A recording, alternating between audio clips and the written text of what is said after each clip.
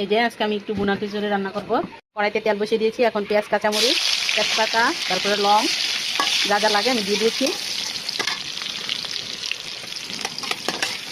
হালকা একটু বাদামি কালার করে ভেজে নেব, তারপরে মশলাটা দিয়ে দেবো।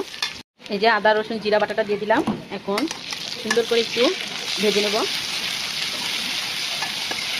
দিয়ে দিলাম লবণ, হলুদ, মরিচ। এখন ভালো করে নাড়তে থাকবো। একটু পানি দিয়ে দেবো। মশলাটা কষানো হলে পোলার চালটা আর ডালগুলো দিয়ে দেবো। এটা এখন আমি পোলার চালটা দিয়ে দিলাম, নেড়ে চেড়ে ঢাকনা দিয়ে ঢেকে দেবো। এই যে কিছু সবজি দিয়ে দিয়েছি, বোনা খিচুড়ি হালকা একটু সবজি দিলে ভালো লাগে, তাই আমি সবজি দিয়ে দিয়েছি। অনেকক্ষণ কষাবো, কষিয়ে তারপরে পানি দিয়ে দেবো। এটা এখন পানি দিয়ে দিচ্ছি।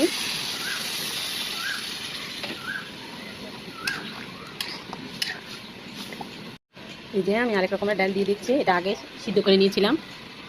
2 মুঠ দিয়ে দিলাম ডাল। এটা এখন ঢাকনা দিয়ে রেখে দিলাম। এটা আমি এখন দেখবো খিচুড়িটা হয়েছে কিনা। সুন্দরভাবে মাখা মাখা হয়ে গেছে, জর্জরা আমার রান্না হয়ে গেছে খিচুড়ি। এখন ভুনা খিচুড়িটা আমি চুলা থেকে উঠিয়ে নেব। বিসমিল্লাহির রহমানির রহিম।